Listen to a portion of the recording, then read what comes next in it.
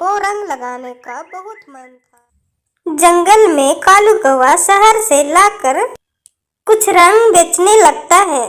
सभी पक्षी अपने अपने बच्चों को रंग और पिचकारी दिला रहे थे और खुशी से सारे बच्चे पिचकारी में रंग भरकर खेल रहे थे। लेकिन उसी जंगल में रानू नाम की चिड़िया भी रहती थी और वो बहुत गरीब थी और उसकी एक बेटी भी थी जिसका नाम था सोनू। एक दिन सोनू चिड़िया कालू कौवा के पिचकारी का दुकान पर जाती है। कालू अंकल, मुझे भी पिचकारी दे दो ना, मैं भी होली खेलूंगा। हाँ हाँ सोनू, मैं तुम्हें पिचकारी दे दूंगा, पहले पैसे तो ला। मेरे पास पैसे नहीं है, अब बाद में ले लेना। फिर कालू कौवा सोनू को वहाँ से डांट फटकार कर भगा देता है। फिर सोनू चिड़िया वहाँ से रोते हुए वापस चला जाता है। सोनू चिड़िया और उसकी माँ किराए के घर पे रहते थे। उसके पास किराया देने के लिए पैसे भी नहीं थे। रानू चिड़िया पिचकारी अपने बच्चे के लिए कहाँ से ला के देती। माँ, मुझे पिचकारी चाहिए, बाकी सभी पक्षियों के पास है। सोनू बेटा, हमारे पास किराया देने के लिए पैसे भी नहीं है, तो मैं तुम्हें कहाँ से पिचकारी ला के दूँ? तुम ही बताओ, हम किस हालत पर गुजर रहे हैं। फिर थोड़ी देर में रात हो जाती है और सोनू चिड़िया भी सो जाता है। एक दिन सोनू चिड़िया के सपने में एक पेड़ आता है। सोनू चिड़िया, तुम मेरी एक फूल तोड़ के ले जाओ और अपने घर के बाहर लगा देना। उस फूल के पेड़ से ठेस का फूल उगेंगे और उस फूल से तुम बहुत सारे रंग बना सकते हो। फिर सोनू चिड़िया के नींद खुलते ही सुबह हो जाती है। फिर सोनू चिड़िया उदास बैठा रहता है। ये बात अपनी माँ को बताता है। सपने हैं सोनू बेटा, ये हकीकत नहीं, ऐसा नहीं होता है। अगर ऐसा होता तो सभी चिड़िया अपने अपने घरों में रंग और पिचकारी के पेड़ लगाते। उसे तो बनाया जाता है। माँ, उस पेड़ ने मुझे बताया है वो नदी के पास है। हम अभी जाकर नदी के पास देखते हैं। अगर वो पेड़ होगा तो मेरा सपना सच हो जाएगा। फिर सच में पिचकारी और रंग। फिर रानू चिड़िया सोनू चिड़िया को साथ लेकर नदी किनारे जाती है। फिर वो देखती है कि नदी किनारे उस फूल का पेड़ है। माँ, मैं बोला था ना, यहाँ सच में एक पेड़ है। बेटे, मुझे अभी भी विश्वास नहीं हो रहा है। जब इसमें से पिचकारी और रंग का पेड़ उगेगा तो तुम्हें विश्वास हो जाएगा। फिर सोनू चिड़िया और रानू चिड़िया उस फूल को तोड़कर घर ले जाते हैं।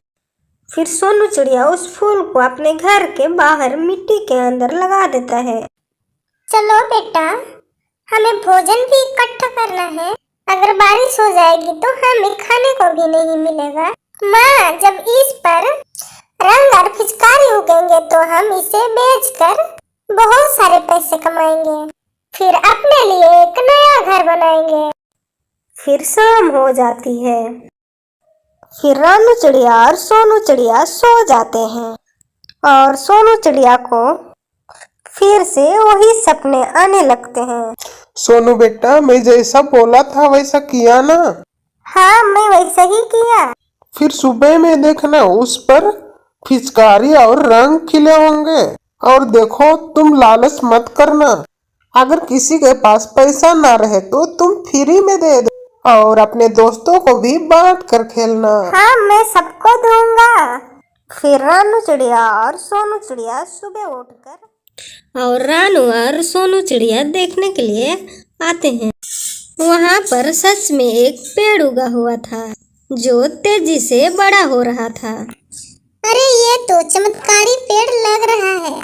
जरूर इसमें कोई जादू है। देखते देखते वो पेड़ काफी बड़ा हो जाता है और उसमें लाल कलर के फूल लग जाते हैं और उसमें पिचकारी भी उग जाते हैं। ये देख सोनू चिड़िया का खुशी का ठिकाना नहीं रहता। सोनू बेटे, ये फूल को हम रंग बनाएंगे और तुम इसे बाजार जाकर बेच आना। फिर सोनू चिड़िया अपने दोस्तों को भी बताता है और अपने दोस्तों को पिचकारी और रंग देता है। तभी कालू कौवा को भी इस पेड़ के बारे में पता चल जाता है। एक दिन कालू कौवा दुकान लगाता है और उसी के सामने सोनू चिड़िया भी दुकान लगाता है। सोनू चिड़िया के दुकान पर बहुत सारे ग्राहक आते हैं, पर कालू कौवा के दुकान पर कोई भी नहीं आता है। ये देख कालू कौवा को बहुत गुस्सा आता है और कालू कौवा सोचने लगता है, ऐसे ही चलता रहा तो मेरा दुकान तो बंद ही हो जाएगा। इसका तो कुछ ना कुछ करना ही पड़ेगा। सभी चिड़िया रंग लेके वापस चले जाते हैं और शाम होने को भी थी और सोनू चिड़िया भी अपनी दुकान बंद करके वापस चला जाता है। कालू भी अपना दुकान बंद करके चला जाता है और रात हो जाती है।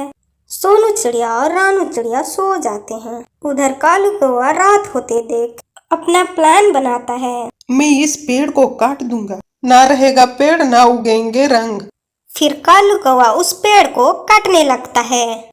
तभी उस पेड़ से कालू कौवा के ऊपर रंगों से भरा बाल्टी गिर जाता है और उसके सर पर लगता है और कालू कौवा घायल हो जाता है। कालू कौवा की आवाज सुनकर सोनू चिड़िया और रानू चिड़िया बाहर आ जाते हैं और कालू कौवा सोनू चिड़िया से माफी मांगता है। सोनू बेटा, मुझे माफ कर दो, मुझसे बहुत बड़ी गलती हो गई। तुम्हारे इस जादुई पेड़ को काट रहा था तो मेरी हालत ये हो गई है। बेटा मुझे माफ कर दो। फिर सोनू चिड़िया कालू कौवा के घाव पर दवाई लगा देता है और कालू कौवा भी पूरी तरह से ठीक हो जाता है। और दूसरे दिन होली थी और सभी चिड़िया खुशी खुशी होली खेलने लगते हैं। कालू कौवा, बंटी कबूतर सभी ने